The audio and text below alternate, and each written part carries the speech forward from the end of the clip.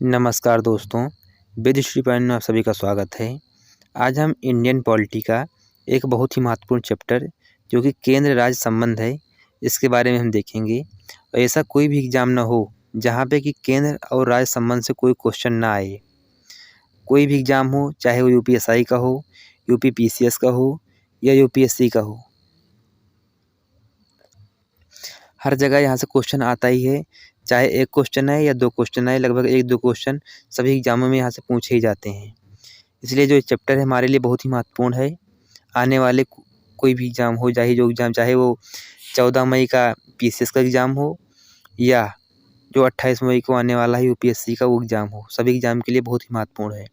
और अगर आप हमारे चैनल पहली बार अगर आए हैं तो चैनल को सब्सक्राइब भी करें, साथ ही बेल आइकन को प्रेस भी कर लें और अपने दोस्तों में शेयर भी कर दें।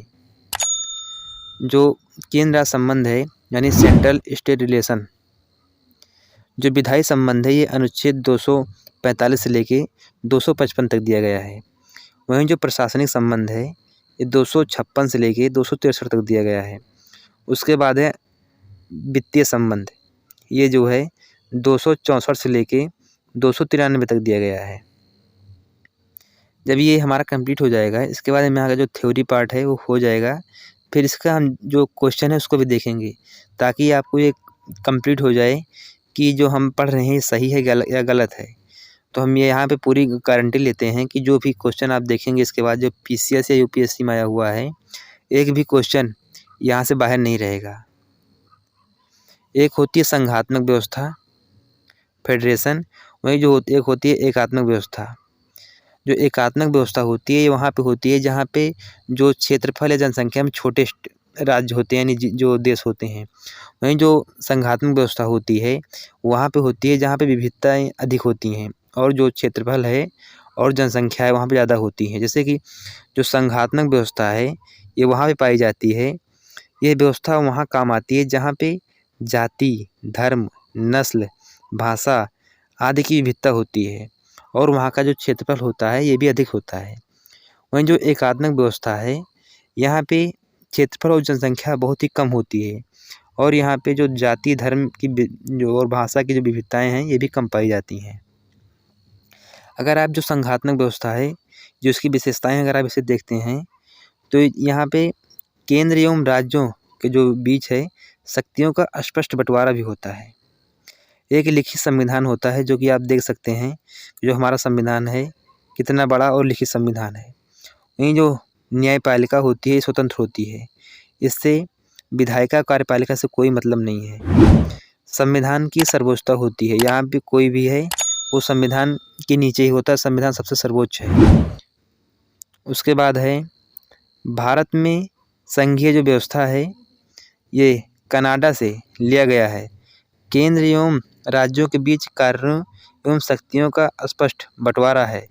जो अवशिष्ट शक्तियाँ यहाँ पे केंद्र को दी गई हैं, इसलिए भारत में जो संघीय व्यवस्था होने के बाद भी केंद्र को सर्वाधिक शक्तिशाली बनाया गया है।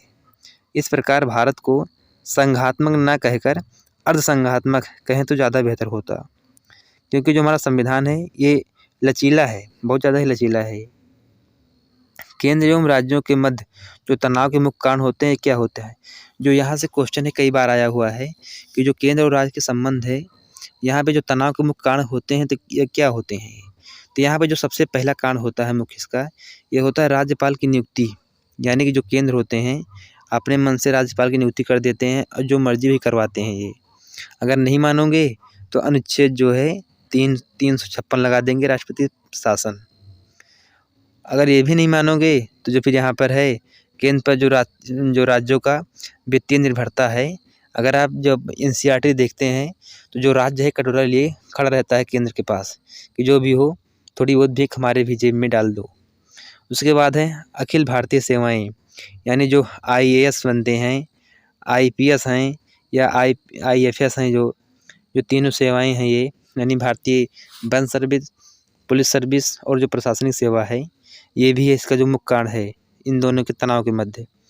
राज्य सूची पर केंद्र द्वारा कानून बनाया जाना।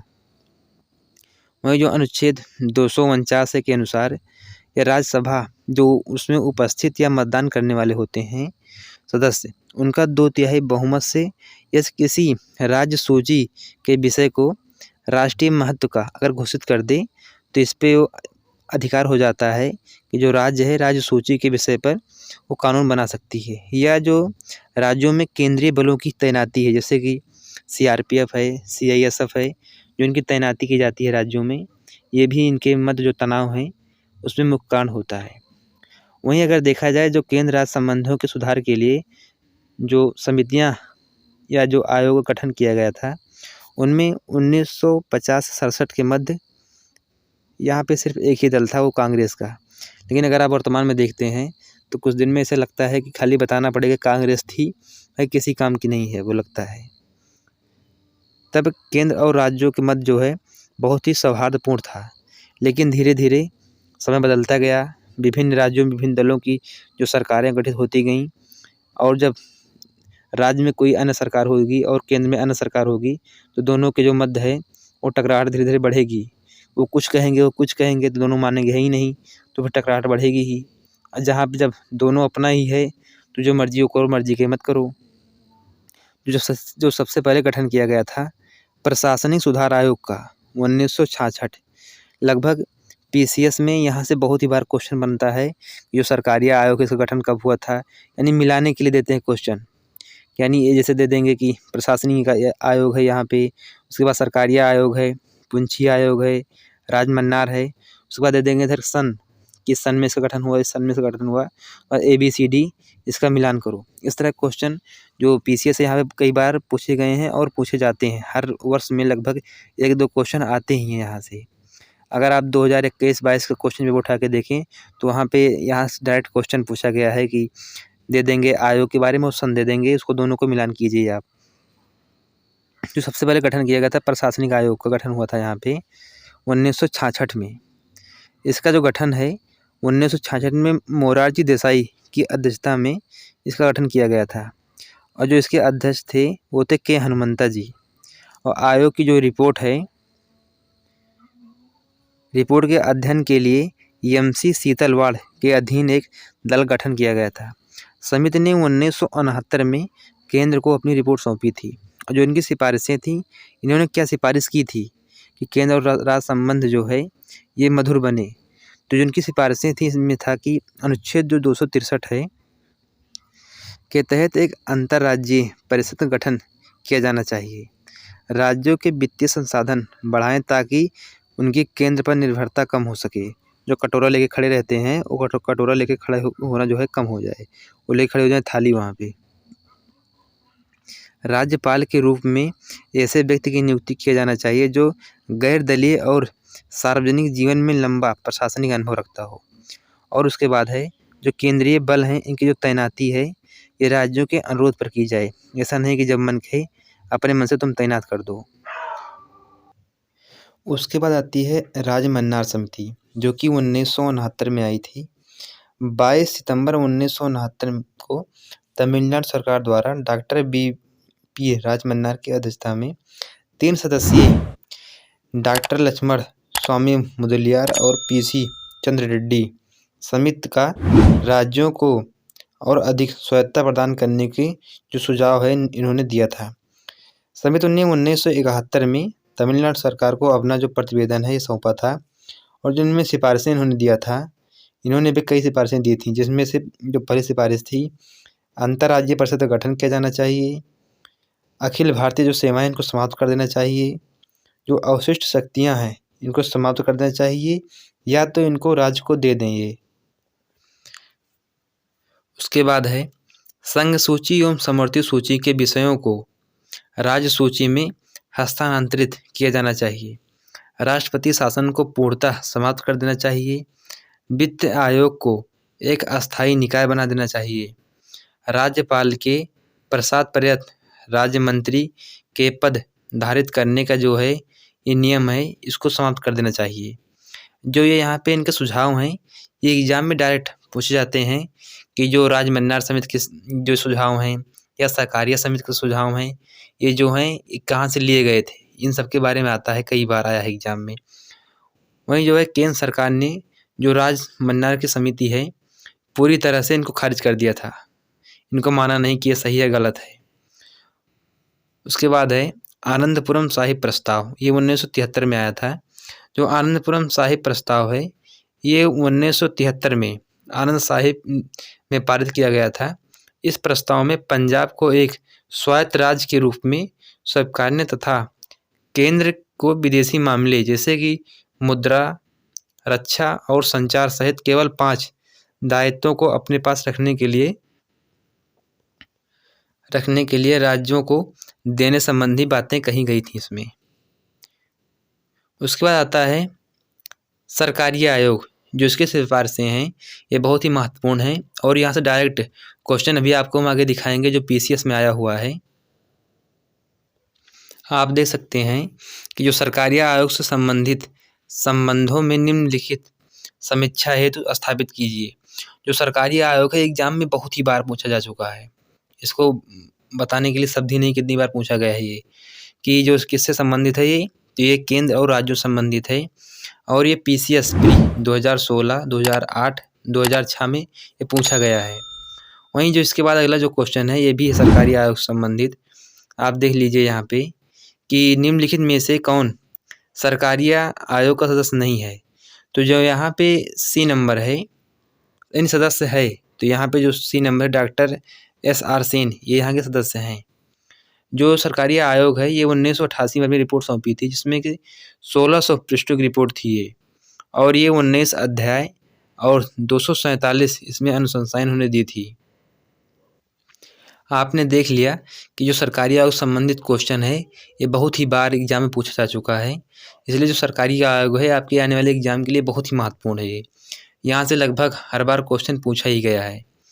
तो जो सरकारी आयोग है जो इसका गठन है ये 24 मार्च 1983 को जो सुप्रीम कोर्ट के सेवानिवृत्त न्यायाधीश थे रणजीत सिंह सरकारिया की अध्यक्षता में इसका गठन किया गया था और जो इसके अन्य सदस्य थे वो थे B शिवराम तथा SR सेन। ये भी एग्जाम में पूछा गया है कि जो सदस्य हैं इनमें से कौन सा सदस्य नहीं है, यानी 3 लोगों का नाम दे देंगे, एक का नाम कोई अन्य रहेगा या इन तीनों में से एक का नाम देंगे और 3 कोई अन्य रहेगा, तो इसको पहचानना पड़ेगा आपको। जो इनकी सिफारिशें थी ये 1600 पृष्ठों की सिफारिश थी इनकी और 247 सिफारिशों की रिपोर्ट 1982 में केंद्र सरकारों ने सौंपी थी। जो समिति की मुख्य सिफारिशें थी उनमें से था सबसे पहला कि जो आर्टिकल 356 है ये अंतिम विकल्प के रूप में इसको रखा जाना चाहिए, ये नहीं कि जब मन के तब आप इसका इस्तेमाल ही करते रहें। राष्ट्रपति शासन के बाद राज्य का विधानमंडल तभी विघटित किया जाना चाहिए जब दोनों सदन इसका अनुमोदन कर दिए हों। यही बात सुप्रीम कोर्ट ने SR बम्बई मामले यानी 1994 में भी कही थी जब बिहार का मामला गया था। तो अगर आप देखेंगे तो बिहार में इसी तरह हुआ था। समिति के अनुसार राष्ट्रीय आपातकाल के दौरान जो शक्ति लोकसभा को अनुच्छेद 352(7) के तहत है वही शक्ति राष्ट्रपति शासन अनुच्छेद 356 के दौरान लोकसभा को होनी चाहिए। राज्यपाल जो है एक गैर राजनीतिक व्यक्ति होना चाहिए। राज्यपाल उस राज्य से बाहर का व्यक्ति होना चाहिए जिस राज्य का वो पद पर आसीन हो। राज्यपाल सार्वजनिक जीवन में विशिष्ट ख्याति वाला व्यक्ति होना चाहिए। राज्यपाल के सेवानिवृत्ति के बाद उसे कोई भी लाभ का पद नहीं दिया जाना चाहिए। केंद्र राज्य संबंधों में सुधार लाने के लिए अनुच्छेद 263 के प्रावधानों के अनुसार एक अंतर्राज्यीय परिषद का अस्थायी रूप से गठन किया जाना चाहिए जिसमें राज्यों के मुख्यमंत्री भी हों। योजना आयोग को स्वायत्तशासी संस्था बनाना जाना चाहिए। समवर्ती सूची पर विधि बनाने के पूर्व केंद्र और राज्यों से परामर्श करना चाहिए। राज्य में जो केंद्रीय बल है इनकी जो तैनाती की जाए केंद्र सरकार का पूरा अधिकार होना चाहिए, अर्थात ये जो उपबंध है कि केंद्र सरकार राज्य सरकार की इच्छा के विरुद्ध भी केंद्रीय सुरक्षा बलों की तैनाती कर सकता है। जो त्रिभाषा फार्मूला है इसको समान रूप से लागू करने के लिए इसके लिए कदम उठाना चाहिए। राज्यों के पुनर्गठन पर राजभाषा की भूमिका एवं केंद्र की शक्ति में परिवर्तन नहीं होना चाहिए। केंद्र तथा राज्यों के बीच निगम कर, उत्पादन शुल्क तथा आय कर के उचित बंटवारे के लिए संविधान में संशोधन किया जाना चाहिए। राज्यपाल विधानसभा में बहुमत की स्थिति पर सरकार को बर्खास्त नहीं कर सकता है। अगर आपको ये जो सेक्शन है पसंद आ रहा है तो वीडियो को लाइक भी करते जाएं। लाइक करने में आपको मात्र 1 सेकंड लगेगा। साथ ही चैनल को अगर आपने अभी तक सब्सक्राइब न किया हो तो चैनल को सब्सक्राइब भी कर दें और अपने जो आपके दोस्त हों, मित्र हों, उनमें शेयर भी कर दें। अगर आप कोई ग्रुप है अगर एसटीडी का तो आप अपने ग्रुप में शेयर करें, क्योंकि जो वीडियो है ये आपके लिए बहुत ही महत्वपूर्ण है। और आप देख भी रहे होंगे यहाँ पे कोई भी ऐसा पॉइंट नहीं है जो कि छोड़ा जा रहा हो। एक एक पॉइंट यहाँ पे हम देख रहे हैं। और आप देखे भी सरकारिया जो आयोग है इससे हर एग्ज़ाम में हर बार क्वेश्चन पूछा जाता है। जो आपका आने वाला एग्ज़ाम भी है 14 मई और 28 मई का, उसमें भी यहाँ से डायरेक्ट क्वेश्चन आएगा। आप देखेंगे लाइन टू लाइन क्वेश्चन यहाँ से आएगा। इसीलिए कह रहे हैं कि आप वीडियो में अंत तक बने रहिए और वीडियो जो है अपने दोस्तों में शेयर भी करें और चैनल को सब्सक्राइब ना किया हो चैनल को सब्सक्राइब भी करें। और जो उसके बाद आई थी संविधान समीक्षा आयोग आई थी 2000 में। सुधार के लिए वर्ष 2000 में जब वाजपेयी सरकार आई थी तो इन्होंने भी जो उस समय के मुख्य न्यायाधीश थे एम.एन. वेंकटचलैया की अध्यक्षता में, इसको चलैया समिति भी कहते हैं। अगर आपने देखा हो कहीं कहीं पर तो इसको चलैया समिति या चलैया आयोग भी कहा जाता है। इन्होंने कुछ सिफारिशें भी दी थी अपनी, जिसमें राज्यपाल की नियुक्ति जो है ये मुख्यमंत्री की सलाह पर होनी चाहिए। राज्य सरकार को विधानसभा में बहुमत है या नहीं है इसका परीक्षण करने का जो अधिकार है ये विधानसभा को होना चाहिए, न कि राज्यपाल को होना चाहिए। ये सब इन्होंने सिफारिशें दी थी इसमें। अनुच्छेद 356 जो है, जो इसका विकल्प है अंतिम रूप में होना चाहिए, ये सिफारिश उन्होंने भी दिया था। उसके बाद है पुंछी आयोग जो कि 2007 में आया हुआ था। सरकारिया आयोग की रिपोर्ट के बाद राजनीति और अर्थव्यवस्था में हुए व्यापक परिवर्तन को देखते हुए केंद्र सरकार ने पुनर्विचार हेतु 27 अप्रैल 2007 को जो पूर्व मुख्य न्यायाधीश थे मदन मोहन पुंछी की अध्यक्षता में 4 सदस्यीय यानी विनोद कुमार दुग्गल, धीरेन्द्र सिंह और एन राव माधव मेनन की जो है संस्था में एक आयोग गठन किया। और जो आयोग ने 31 मार्च 2010 को केंद्र सरकार को अपनी रिपोर्ट सौंपी थी, जिनमें इन्होंने कुछ सिफारिशें की थी। इनकी भी सिफारिशें कुछ मुख्य सिफारिशें हैं, जिसमें सबसे पहला तो यही था जो राज्यपाल का कार्यकाल है राष्ट्रपति के प्रसाद परिणत न होकर ये 5 वर्ष के लिए पूर्ण होना चाहिए। राज्यपाल के लिए संविधान में निश्चित अर्हताएं होनी चाहिए। राज्यपाल की जो नियुक्ति है के लिए एक आयोग गठन किया जाना चाहिए, जिसमें प्रधानमंत्री, गृह मंत्री यानी होम मिनिस्टर, लोकसभा अध्यक्ष यानी स्पीकर और जिस राज्य का वो राज्यपाल हो वहाँ का मुख्यमंत्री भी होना चाहिए, तभी राज्यपाल की आप नियुक्ति करें। उसके बाद है केंद्र राज्य के बीच जो वित्तीय संबंध है, विधायी संबंध है। अभी तक आपने राजनीतिक संबंध को देखा था, अब आप देखिए जो विधायी संबंध है, जो ये है भाग 11 में अनुच्छेद 245 से लेकर 255 तक दिया गया है। विधायी संबंध संसद संपूर्ण भारतीय राज्य क्षेत्र या उसके किसी भाग के लिए विधि बना सकती है तथा किसी राज्य के विधानमंडल संपूर्ण राज्य क्षेत्र या किसी भाग के लिए विधि का निर्माण कर सकती है। यह अनुच्छेद 245 के पैरा 1 में दिया गया है। वहीं संसद द्वारा जो बनाई गई कोई विधि इस आधार पर अविधिमान्य नहीं समझी जाएगी कि उसका राज्य क्षेत्रातीत परिवर्तन हुआ है। ये कहाँ पे दिया गया है? ये भी अनुच्छेद 245 के भाग 2 में दिया गया है। उसके बाद जो है अनुच्छेद 246 है के अनुसार संघ सूची में वर्णित विषय पर विधि बनाने का अधिकार संसद को तथा राज्य सूची के जो विषय है उस पर बनाने का अधिकार जो है विधानमंडल को है। वहीं जो समवर्ती सूची है जो इसका अधिकार है ये संसद और विधानमंडल दोनों को दिया गया है।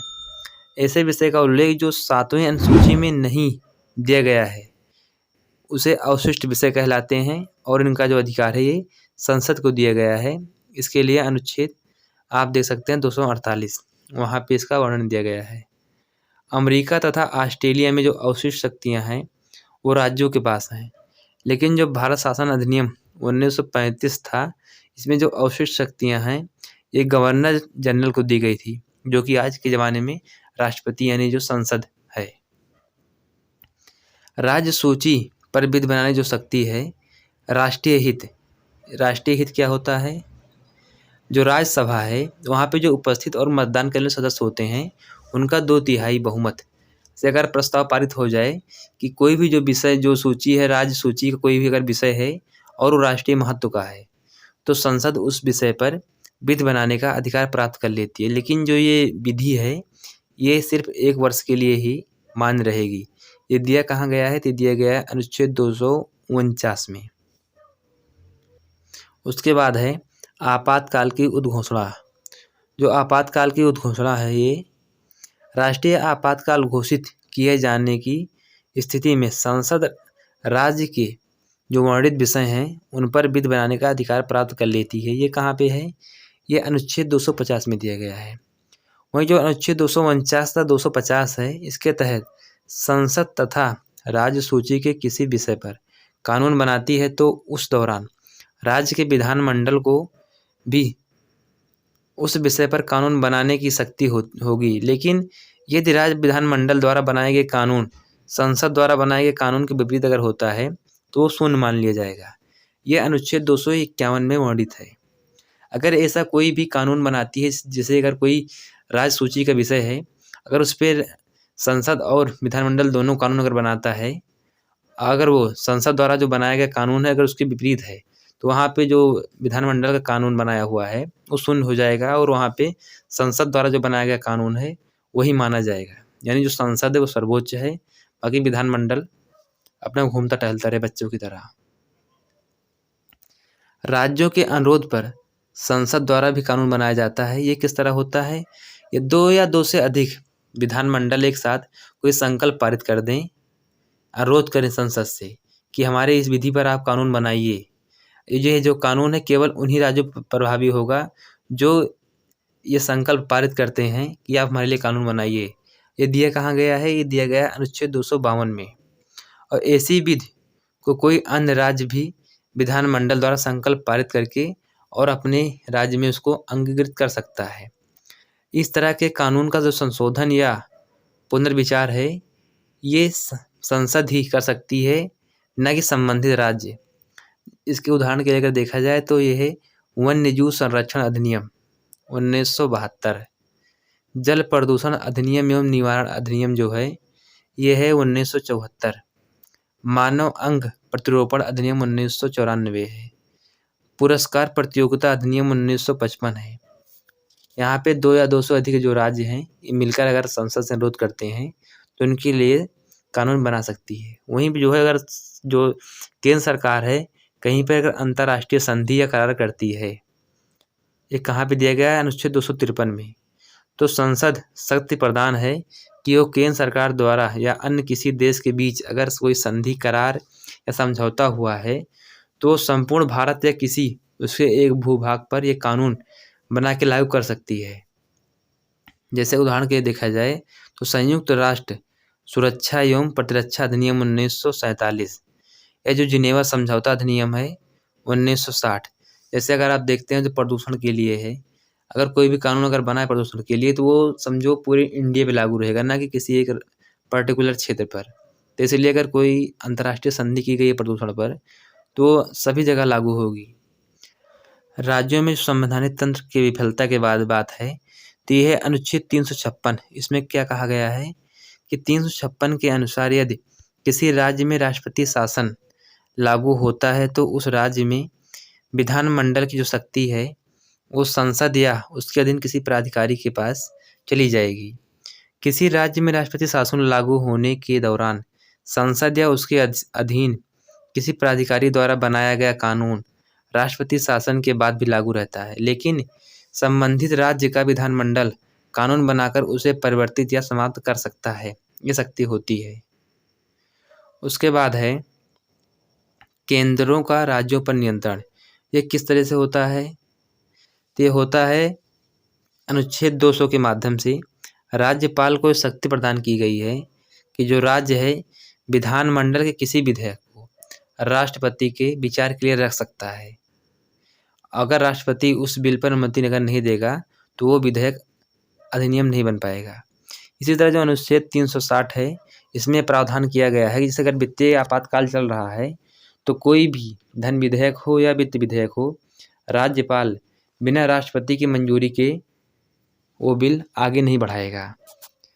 इसके बाद अगर हम देखते हैं केंद्र राज्य के बीच जो प्रशासनिक संबंध होता है किस तरह से होता है और कहाँ पे इसका वर्णन दिया गया है।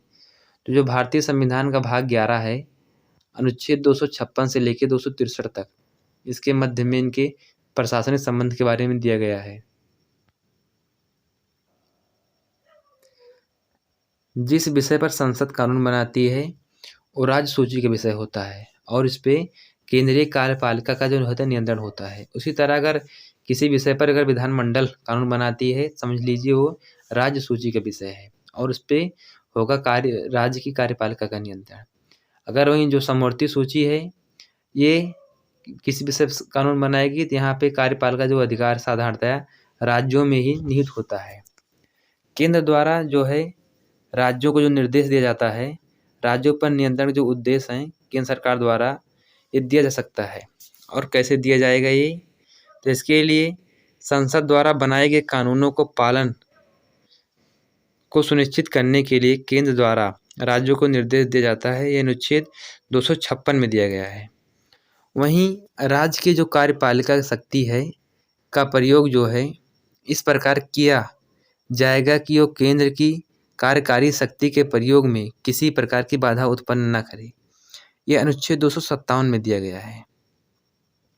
वहीं राष्ट्रीय या सैनिक महत्व के संचार साधनों के निर्माण और उन्हें बनाए रखने को सुनिश्चित करने के लिए केंद्र सरकार राज्यों को निर्देश दिया जा सकता है। अगर जैसे रेल की सुरक्षा को सुनिश्चित करने के लिए भी राज्यों को निर्देश दिए जाते हैं। ये कहाँ दिया गया है, तो दिया गया है अनुच्छेद 257 के 3 में।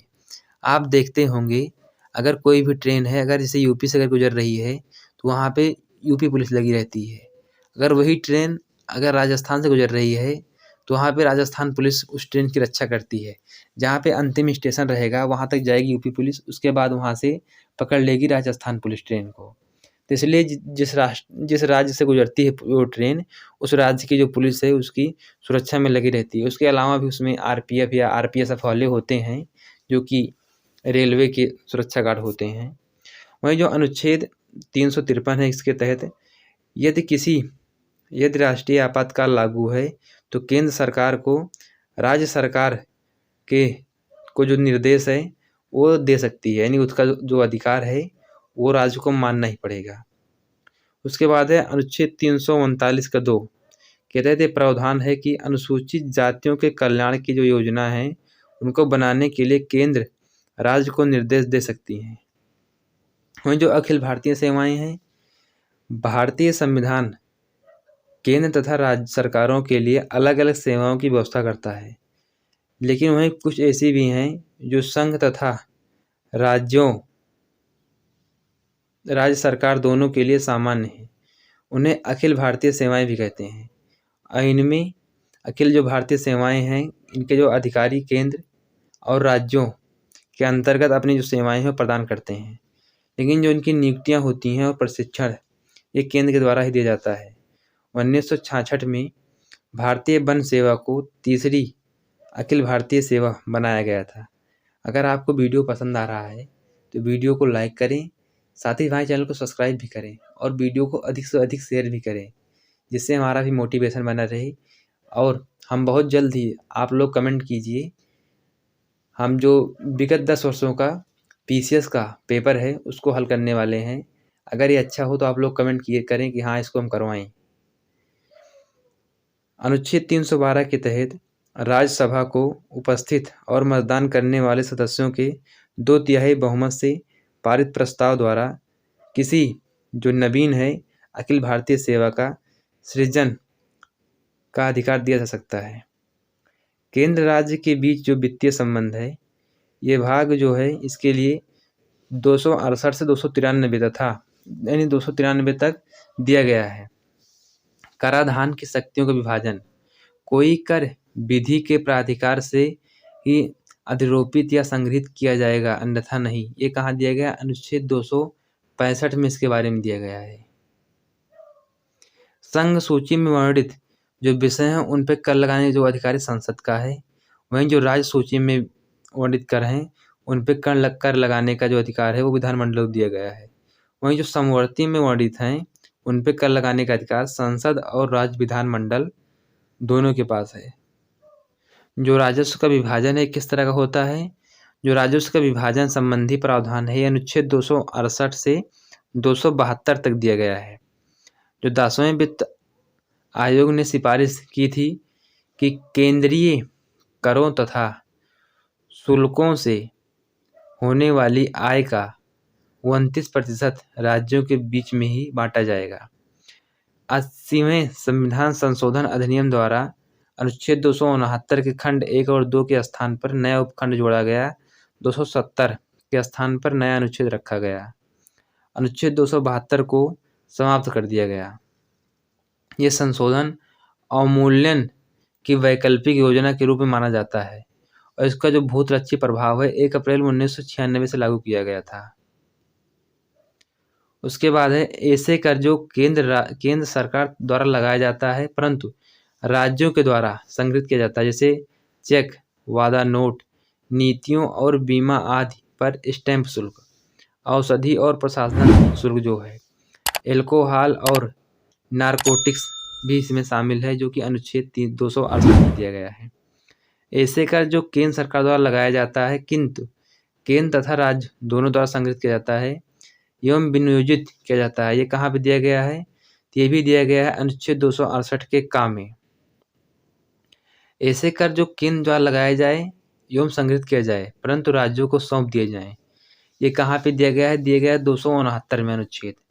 जैसे अंतर्राज्यीय व्यापार के दौरान समाचार पत्रों में से विभिन्न वस्तुओं के क्रय विक्रय पर कर, अंतर्राज्यीय व्यापार के दौरान वस्तुओं के पोषण पर आरोपित कर, ये जो दोनों हैं ये केंद्र द्वारा वसूला जाता है लेकिन जो राज्य हैं उनको दे दिया जाता है।